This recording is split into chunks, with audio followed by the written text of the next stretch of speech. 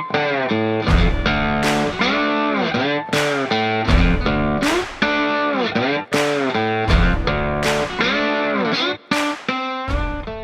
to the Remington Podcast, where we take a deep dive into all things ammunition. I'm your host, Audrey Mayes, and today I'm joined by Director of Rimfire, Jason Slinkard. Yep. See, said at the same time. Messed it up already. Research and Development Engineer Leland Mason. How's it going? We recently went to Zombies in the Heartland match that's up in Nebraska, Grand Island, Nebraska, and we're here to talk about it with you guys today. So, Slinkard, you're actually the one who took us, Leland and I, to Zombies. I've been doing the Zombies in the Heartland match for the last, I believe they've been doing it 10 years, and I've been 9 of those 10. And I use it every year as a building tool for people that have never shot before or that are into shooting but have never tried competition. So one of my goals for everybody that's in my product development teams is they need to attend a match or learn something in the shooting sports new every year.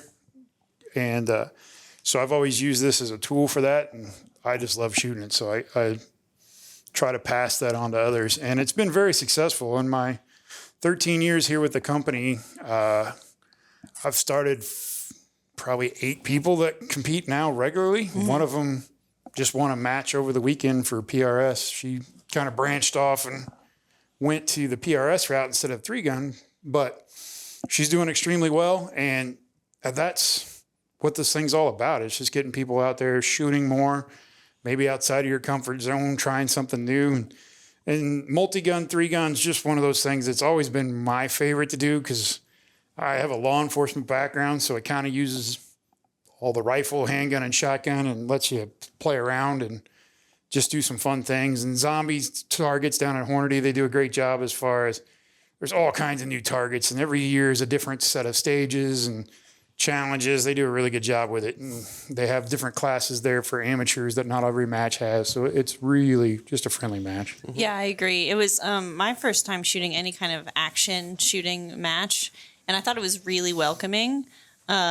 The ROs there are just fantastic. Mm-hmm. Super helpful. Yeah, they kind of walk you through it, really take the pressure off and make sure that you're safe, I feel like. And Leland, you shot action shooting before, but this was your first multi-gun, right? This is first 3-gun, yeah. And I'll kind of go off what Jason was saying about how, your friend got into PRS kind of after starting 3-gun.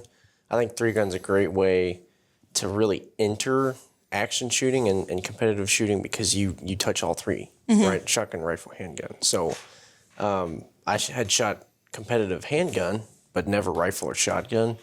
And that was my favorite part. Yeah, well, and we all know Leland, he earned a new nickname there. He's the Angley Fraggle. Look up Fraggle Rock if you're interested. The Mad Fraggle. The Mad Fraggle, that's right. That was Leland for sure. I didn't think I was going to get away from that. No, I mean, this guy, the second he was on, he became the competitive monster he is, which in his version is a very friendly monster. That's why he's a Fraggle. And he just ran those stages awesome like he'd been doing it for years. I was proud of him. Audrey did a great job, too, for her first time. I wish I would have done as good my first time as you guys did. You still beat us. Oh, yeah, you beat us for sure. Yeah. I couldn't live with myself if I didn't. That bad, huh? No, but... I'm kidding. Hey, I'm a lot older than both of you. Come on, give me a break. I got to have something I'm good at. It was fun, and I can tell that you really liked it because of, all the background that you've had with it and just seeing you, kind of like you were just saying, you kind of get in your own mood. Like when the buzzer goes off, everybody kind of changes, you know? Yeah, I mean, a lot of the new guys, when they do it, it's weird because like 3-gun, when you start, you'll get the guys that are real serious about setting up their plan. And it's awesome watching those guys and then watching them execute that plan. And then you'll get, it's all about the least amount of movement because you're all trying to finish in the fastest amount of time and clean targets.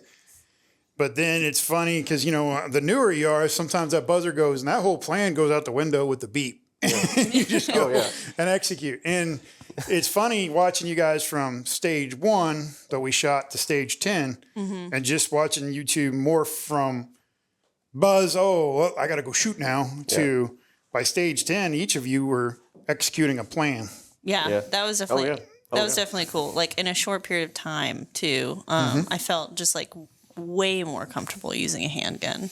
Well, that's why I like the zombie match format they do. They do such a great job with the amateur class there because you just bring whatever you got. So if you got a pump gun, you bring that. If you got Glock, you bring that. You mean whatever platform, you just come and there was a guy on our squad, I don't know if you were watching, who was shooting an M1 carbine. He had an M1 carbine and a Remington 870. Yeah. That's a classic loadout. Was that the same guy who had the Remington sticker with the Hornady sticker underneath it? Yep. Picture here. But no, that's what it's all about. I mean, it's just going and having fun and understanding. And I've always loved, when I used to teach law enforcement all the time, I would always praise guys to try shooting competition, especially 3-gun competition. And it teaches you to shoot under not the same stress as combat by any means or anything like that, but it teaches you to think while you're under a stressful situation with a buzz going. Pressure. And you got a timer. And I got to make sure Leland doesn't make me look bad. And I beat him on that stage. Which he likes to remind me. He beat me on 3 of them stages, but just so you know, I beat you on 7. Well, if you didn't say that, I was going to remind you again. So I know. That's why I beat you to it. Yes, he beat me on 3 stages, everybody. Yeah. But So there was 10, just so we're clear. So we are. I'll take 3.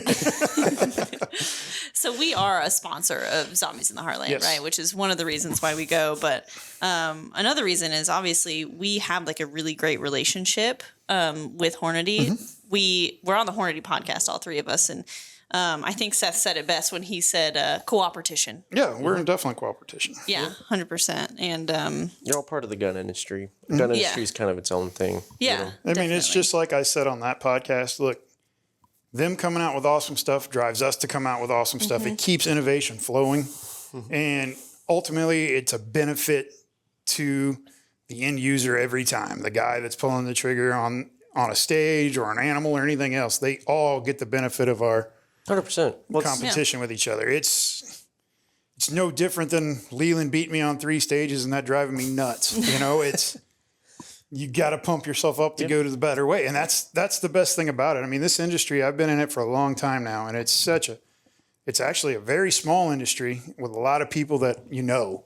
And so it's just really cool to get out there and hang out. I mean, that's what other thing I love about that match is there's so many industry people there. I mean, we met great people from Ruger and Smith, and Athlon Optics was there, and we talked. I mean, it's just a lot of good people there that you can meet. And what's nice about it too is for the individual user that usually doesn't get a chance to meet the industry people that are actually designing products. Yeah. They're there usually at that match. So it's cool. I think that's even more important in the gun industry too, because it's like, you got people who are passionate about like a car brand, but you don't go buy like a car from every brand, right? You buy a car and you're like, this is my brand, right? If that's what you're in for. But with guns, you can buy ammo from anybody and test it, determine what you like. It's a little bit just different scenario guns. I mean, all that kind of stuff. So I think it's good, especially for the gun industry, for us to, have a cooperation, because your customers are going to probably use both of your products too, at some point. So, yeah, I agree. And so let's dive a little bit more into like what is 3-gun / multi-gun. I know that's what they call it now. Yeah. So 3-gun multi-gun is basically a setup where you're running a 12-gauge shotgun of some kind, whether it be tube fed or mag fed. You've got a handgun. Most of them are all double stacked. And you've got your AR platform is what most people run. Zombies is a little different. People sometimes bring out stuff that are different. But in most 3-gun, that's what it is. And generally speaking, there's a couple of different classes. The 2 major classes a lot of people shoot in 3-gun is tactical class, which in tactical class, you're only allowed to have an optic on your AR. And you can only have 1 optic on your AR, so you can't do the 45 off or anything else like a lot of the guys do in open class. And there's some limits to your magazine length. And then your shotgun can only have 9 rounds in it when you start. And it has to be a tube-fed shotgun. So you're violin loading, essentially. Yeah. And then your handgun, depending on the match you shoot, most are still in TAC class. You have to have iron sights, but I do know some are starting to switch and allow a red dot on your handgun. It just depends on the rules of that match you're shooting. But generally, the traditional tactical class is the only thing that's allowed to have an optic is your rifle. In open class, you're allowed to run compensators.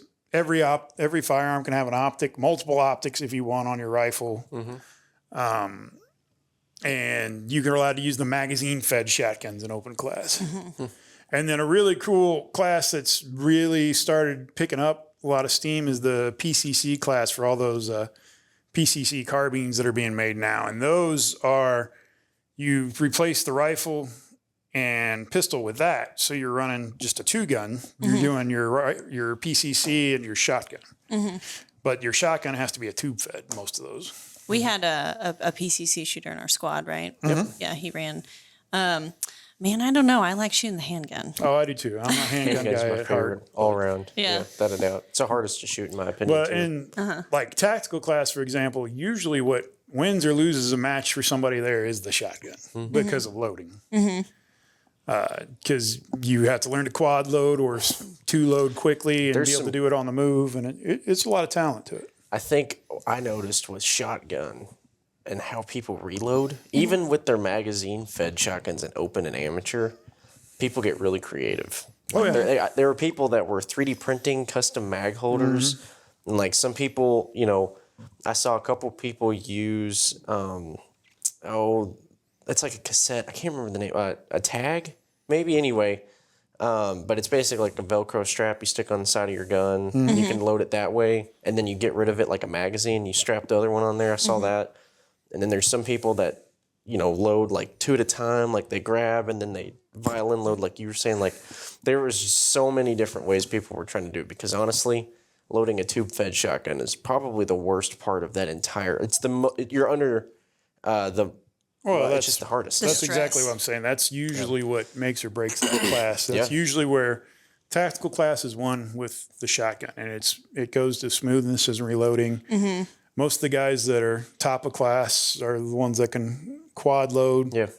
Like a great video of quad loading. Look up Lena Michalik did an awesome video on how to quad load. Hers is impressive. Yeah, I think it's on the Hoppy site. But yeah, anyway, that's a good one that does that, and just those type situations. I mean, but it gets you into a comfort zone, and then you start learning something new, and you're always updating.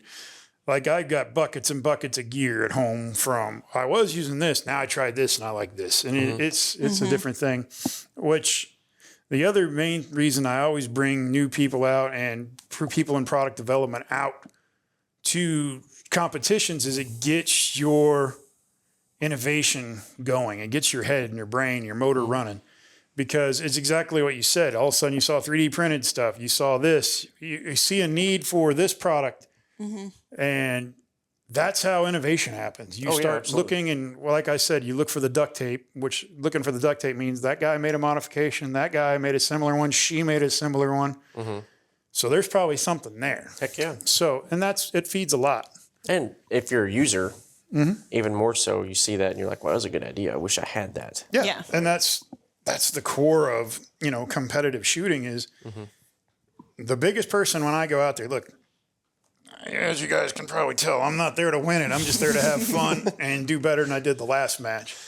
And that's a lot of it is that, I compete with myself more than anybody else, except for when you two are shooting. But it's fun. And it keeps you going.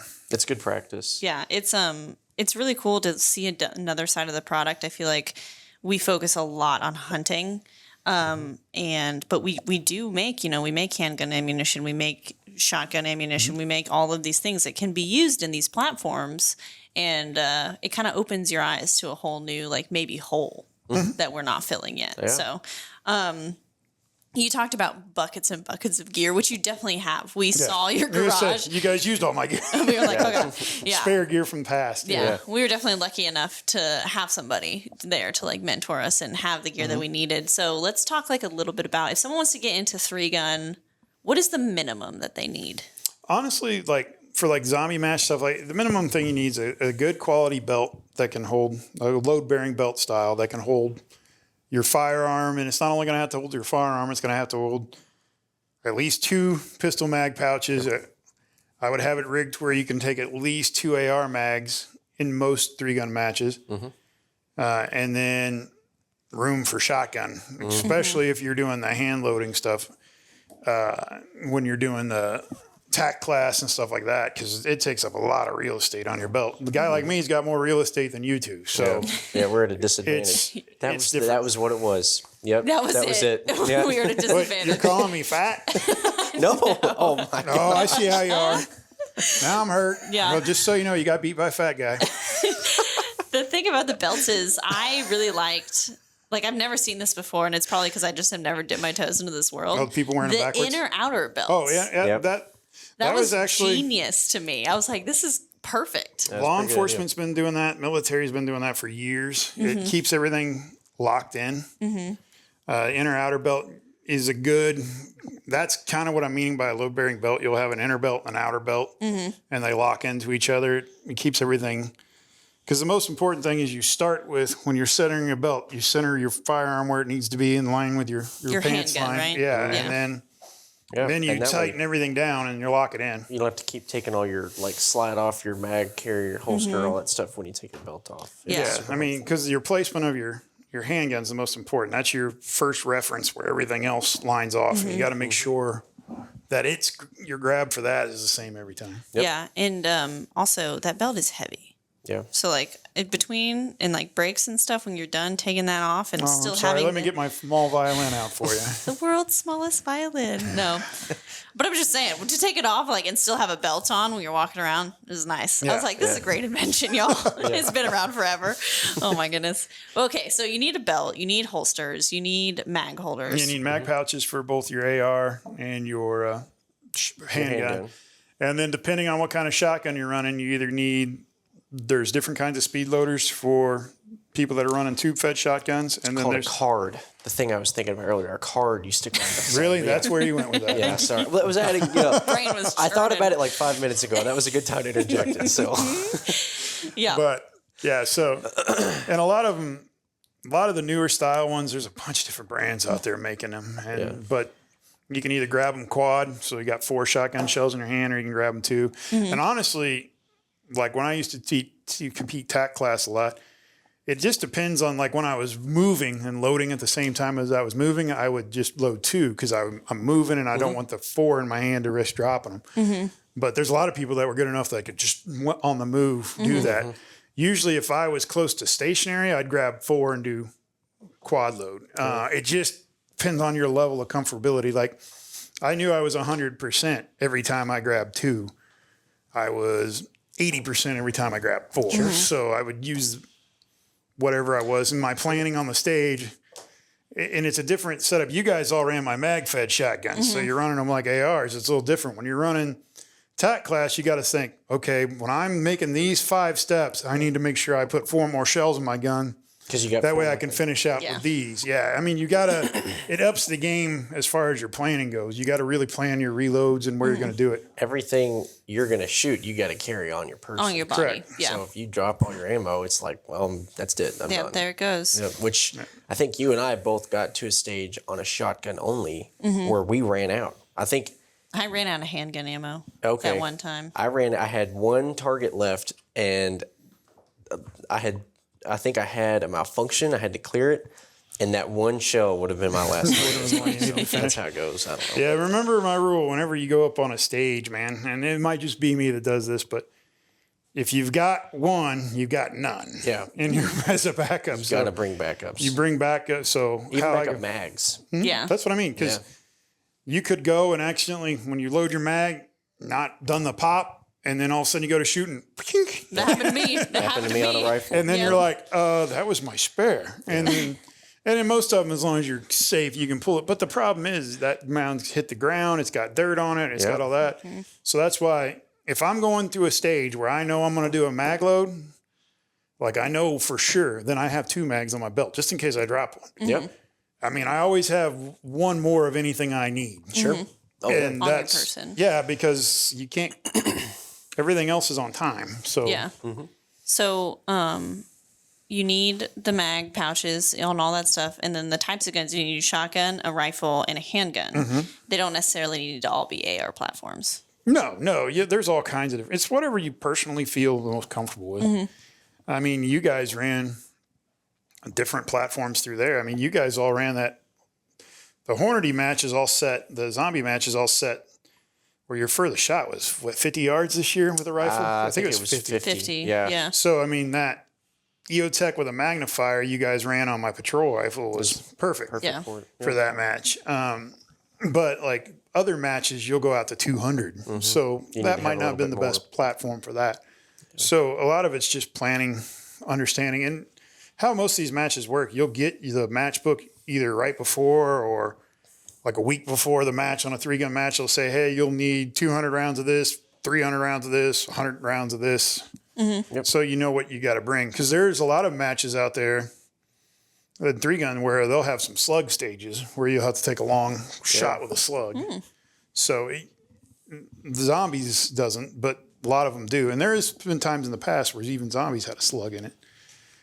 So you just kind of have to read the map of what they're wanting you to bring and kind of do the math and go, oh, okay, well, if I'm going to, my closest shot's 50 yards, my farthest shot's 50 yards this year, red dot with a magnifier is perfect. You know, if it's a 200-yard shot, you might want a 1-to-6 on your gun. And I'll just say, like, you know, you can go having never shot 3-gun to this match, and like we were saying, it'd be a great one to start at.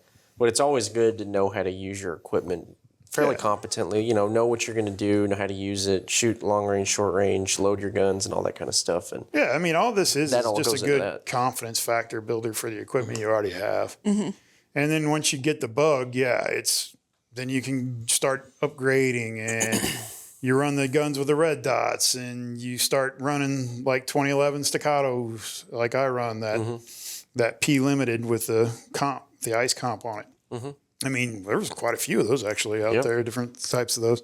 It's just, I mean, you can go as deep in this hole as you want, or you can keep it as basic as you want. And I can guarantee you after your first shoot, there's going to be things that you change. Oh, yeah. Like, I'm not bringing this, or I'm going to bring this next time, or I saw that guy use this and it worked. Like, you'll learn everything by going there. And I would say strongly that, like, one factor plays into what ammunition people purchase for these kinds of matches, and it's bulk. Yeah, I mean, a lot of bulk, because, I mean, you're in between stages, you're reloading, after you go up, I mean, it's easier to just grab it out of a box than it is to open all those boxes. But a lot of it depends on what you're doing. If you're shooting, like for a handgun, if you're shooting a lot of steel, like they do have a lot of steel at the zombie match, understand that all those plates are calibrated for a 115 grain 9mm hit.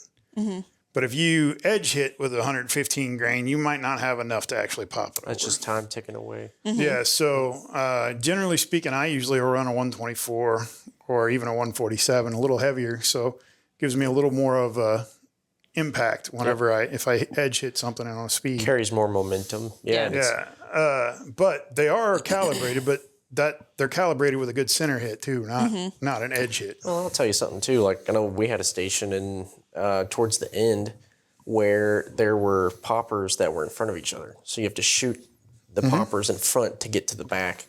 And if you can hit a target and have it fly down faster, that's an advantage because you can take quicker follow-up shots. If you shoot it and you got to shoot it another time while it's kind of on the edge, it's just time ticking away. And you know, going into your ammo selection, it's good to pick a bunch of different ammo and go and shoot it and test it in your gun. Make sure your gun likes it. Yeah, you got to make sure your gun likes it for reliability and smooth function. I mean, nothing's worse than having a malfunction on the stage. You know, and we saw a couple. Yeah, and, you know, we had a couple. Yep, yeah, and people don't always take into consideration. You know, you're gonna have a point impact shift even in handgun at those distances with different grain weights. So it's good to buy a lot of ammo and shoot it through your gun and get it familiar with it, and then take it to those matches. Yeah, and they're all like Full Metal Jackets, right? Were there any frangibles there? There might have been some people running frangibles. I know it literally just depends. I know a lot of people run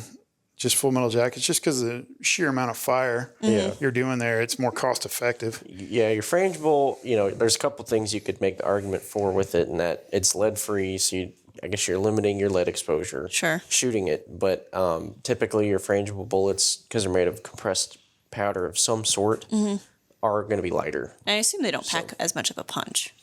It depends. I mean, 115 grains of frangible material versus 115 grains of lead is still 115 grains. Yeah. But you're going to be able to get more weight in that spectrum with your lead, cup and core bullets. That's why people typically shoot. And it is it's cheaper. And like you made the point of, people like bulk. Yeah. Right? Cheaper shotgun ammo, cheaper handgun ammo, cheaper rifle ammo, because you can buy more of it and shoot with it. So. Yeah. Yeah, I mean, your shotgun ammo you're running at this stuff is generally going to be size 7.5 shot max as far as the size of it. And then you're usually going to run between an ounce and an eighth or an ounce load. Most people like the ounce and eighth better because it works the actions better with the extra mass. And also, you get more shot density on your target, right? So, if you got an ounce and eighth versus an ounce, you're going to have more lead hitting that steel. I mean, we shot at zombies. There was a lot of steel, lots of steel. That's With the why shotgun, at least. the rounds. Some of the rounds I had us shooting there, when we knew we had a steel at a distance, I switched us to the nitros with that were running 1,300 feet per second for that reason. Yep. Because that way you had more impact, More punch. more punch when it hit. Yeah. And something I think surprised me is a lot of people run fairly tight chokes. Like we're running. Oh yeah, on this with steel, the gun you guys were running was running a modified, and I was running a light modern one. Yeah, I was surprised. I thought it was going to be a cylinder because you're so close. Cylinder bounces off that. You saw the guys that were running a cylinder. They out would there. hit those targets right on and wouldn't fall over. Yeah. Because their pattern was too wide. Yeah. Crazy. It wasn't dumping enough energy on the plate. Which I thought that was interesting. Again, just goes back to being there. God help you if you run into a spinner and you're running a really light choke. Yeah. You're not going to get that thing over very easy. No. Another thing that I didn't expect there in terms of the shotgun is there were steel targets, but there are also clays. Like you shot a... Yeah, that's one thing that's toasters. unique to zombies is the clay targets all over the different handgun and rifle targets. And then they have the clays when the poppers. Yeah. You'll find that the poppers you'll find at a lot of matches. Oh, really? Okay. Yeah, you'll find that's not unique to that. They shoot the steel target and it pops up another clay. Yeah, that was you'll super find cool. That was And fun. you'll saw like the trees that had a clay on each. When you shot the activator, it would spin like that. Little trident thing. Yeah. Yeah, those you'll find at a lot of matches. Those are just fun. Yeah. I think it was really I think we all hit those poppers and the toasters they had, but it was everybody wanted you to hit that The clay clay. when it got thrown, and when everybody shot it, everyone was like, yeah, and then there was a couple people that would miss, and it was like, oh. I had a malfunction. Yeah. That was so painful for my soul. I remember that, and every single person went, oh. Yeah, because I hit the actuator. That's great. And and then I went to go hit the clay. I had dusted every clay up until that point, and you just heard click, and I was like, everybody said the exact same thing you said. yeah, exactly. Dang it. That's so funny, but good stuff. But that was a learning lesson actually. We figured out saw why. what you were doing. Yeah, you weren't putting the stock up against your shoulder enough to where, because the semi-automatic needs that back pressure to work. So you were riding it a little fast so you can get that red dot, and you can. But the problem with the shotgun is you got to have that tension resistance to work Yeah, I definitely wasn't snugging it in hard enough. Oh, man. But those are learning. You didn't do that again after that. Everything was perfect. Yep. Yeah, and I mean, after that, the malfunction stopped, except for the getting the drum into the shotgun. I can't do it. I don't know why I 20-round struggle drums, so hard. you got to slam those things. Yeah. Oh, man, it's funny. But in terms of, AR or rifle ammo, what are we looking for?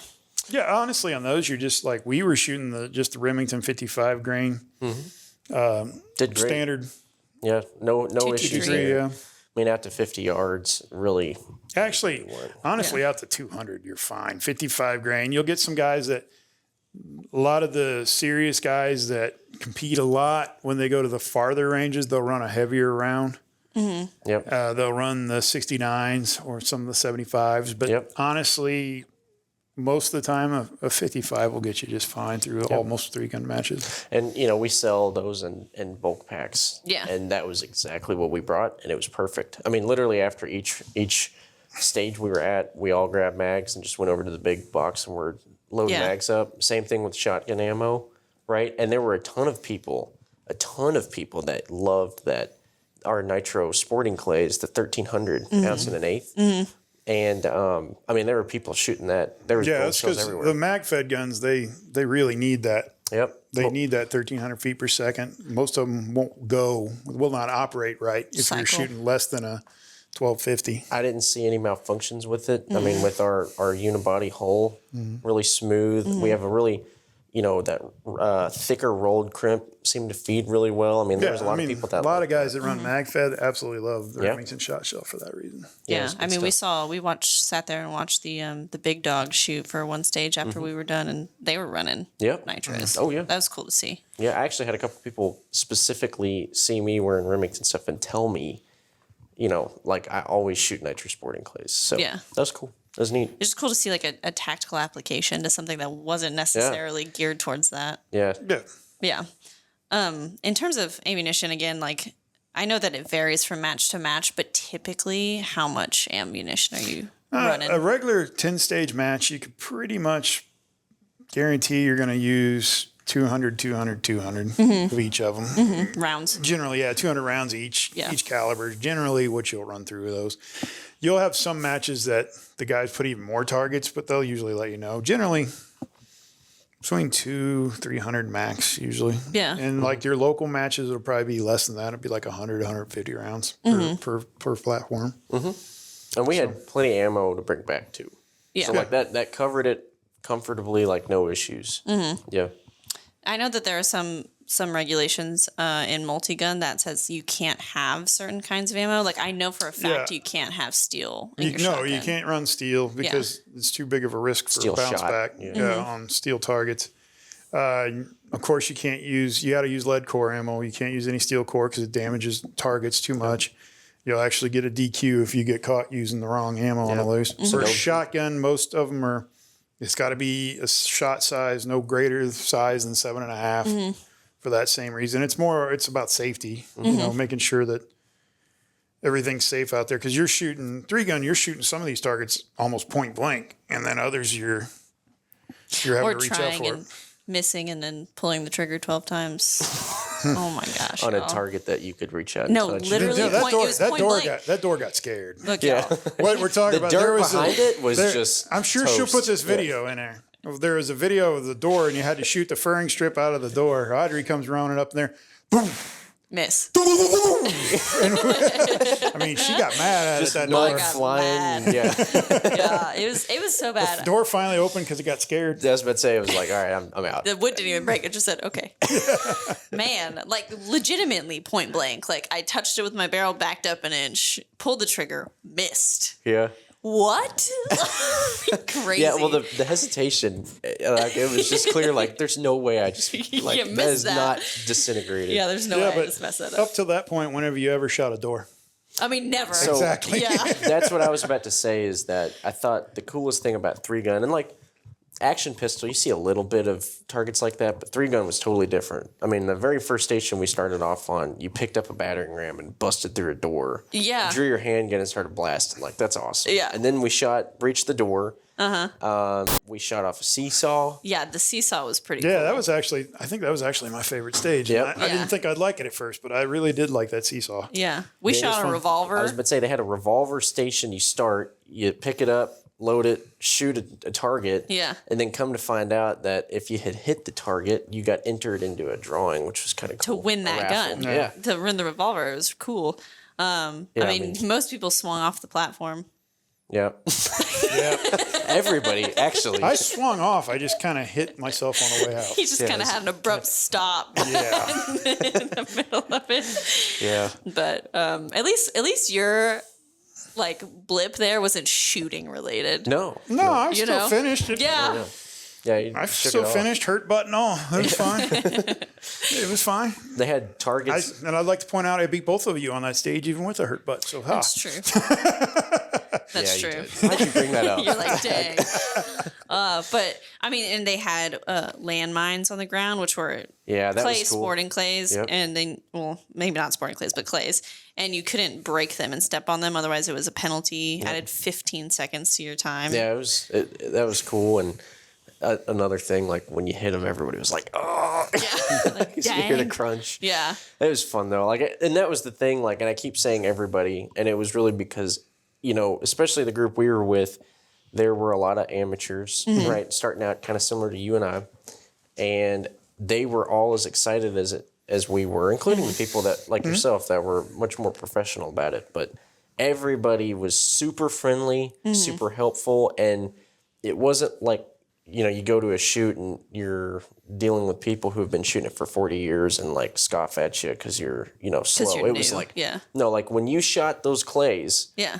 everybody wanted you to hit it. When they hit it, it was like, heck yeah, you know, like it was just, it was a good time. Everybody we shot with was good. Every squad we talked to, I mean, and like you said, the range officers were super friendly. They wanted it too. It's just a good feeling overall in competitive shooting. Yeah. You know?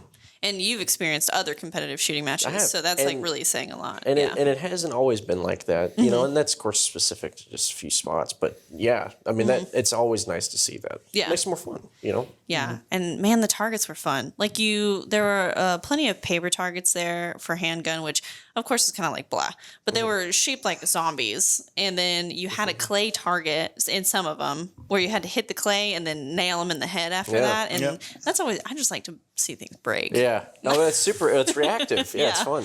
Yeah. They had a lot of steel, like plate racks, swinging targets. You know, you have to unlock things, so you'd have to shoot a target for things to spin over here, and you couldn't shoot them until you hit that. Like, yeah, that's good stuff. Yeah. And you typically don't see that like level of like interactive stuff at other matches like you would in 3-gun specifically. I feel like 3-gun is just way more, you know, interactive, which is cool.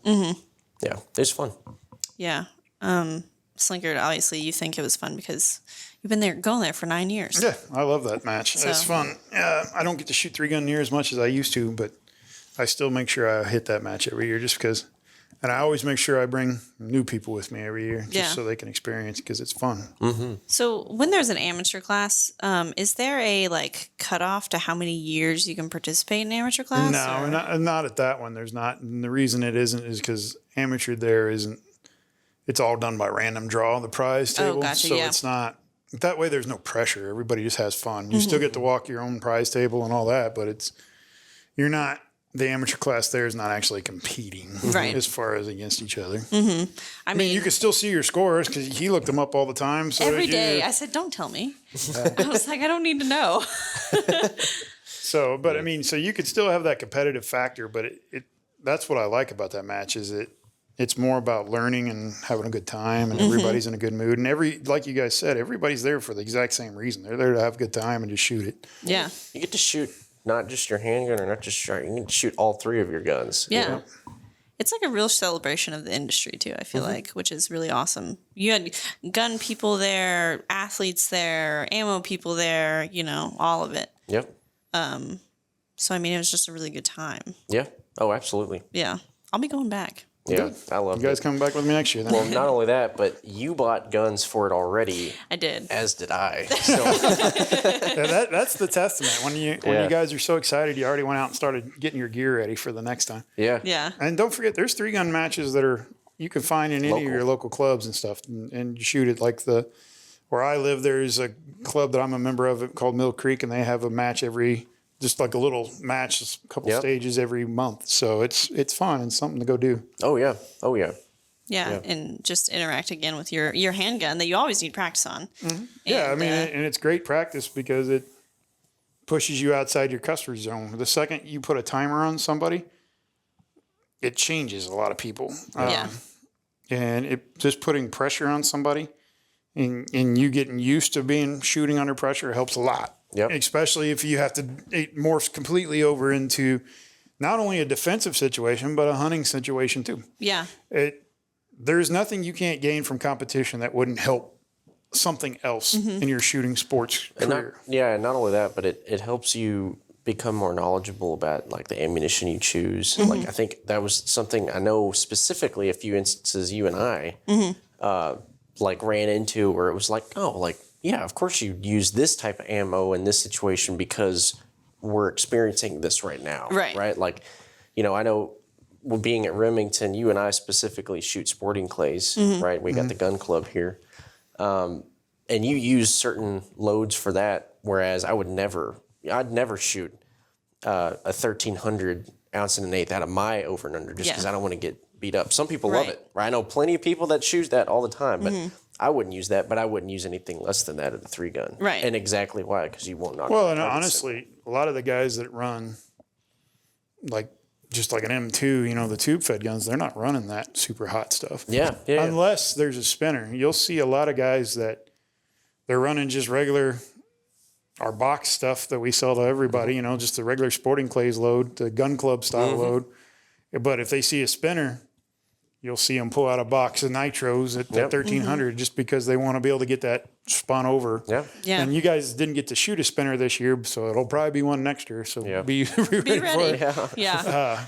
But yeah, the spinners are, if you got to have the timing right and you need enough oomph. Can you shoot? I can't remember if you can shoot hollow points. Yeah, you shoot hollow points. So that would be a great opportunity. I know, kind of tying back to a previous episode about shooting hollow points through your gun to check function. You know, especially with handgun, that'd be an excellent opportunity to go and buy. I mean, most people don't because of the extra expense. But if you're going to shoot it under duress, kind of replicate that situation.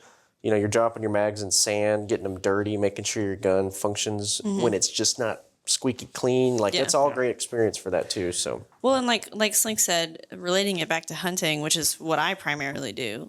You know, you see a big old whitetail walk out in the field, like your heartbeat's in your ears. It's not like you're calm, you know. And so like same thing. Like I felt when we were at that station where we started with a shotgun. We ran to the other window seal, and you were like propped up, and it was our longest shot.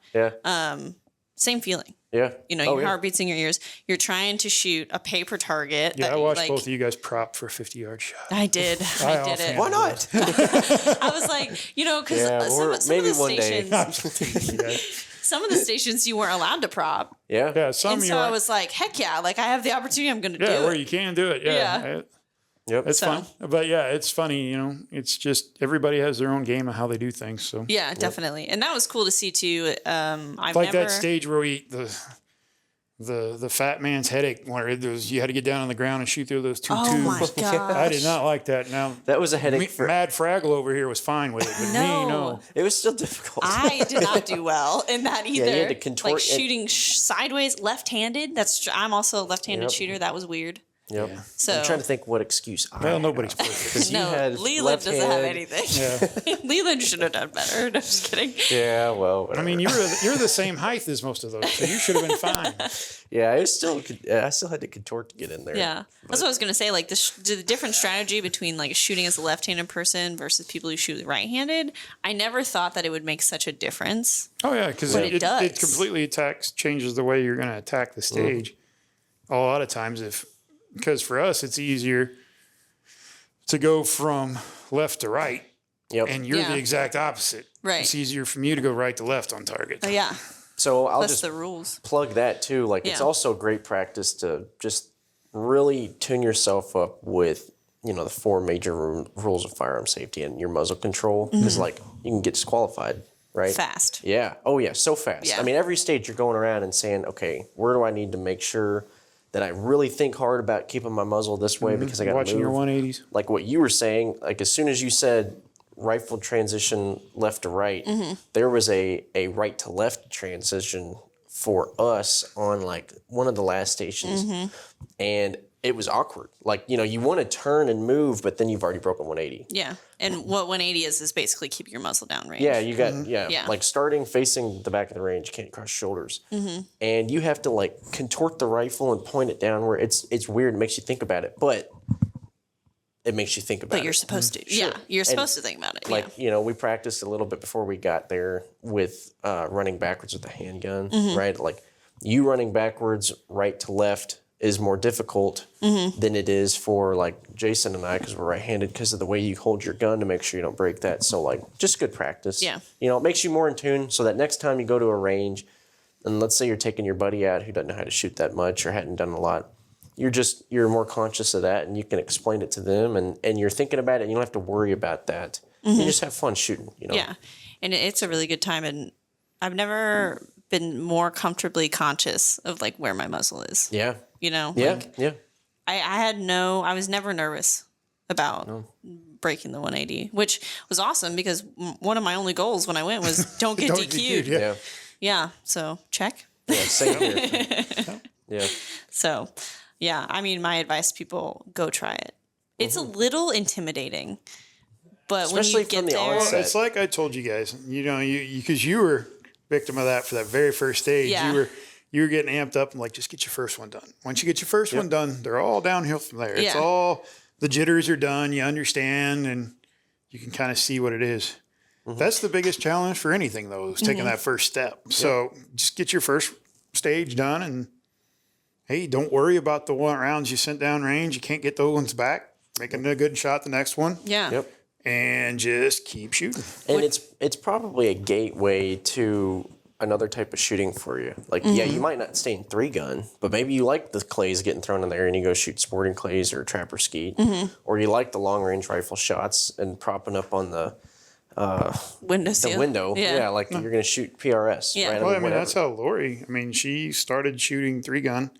Then she tried PRS, and PRS is where she locked in, Yeah. and that's where she likes shooting. And like you said, like she won second at that competition she was just in. Yeah, she took second overall and top lady, So That's cool. Yeah, I think that's great. And any shooting it's fun, but it's also good practice. Yeah, it opens the door for you and a lot of interests. So, and it really makes you dive deeper into the industry, which is cool.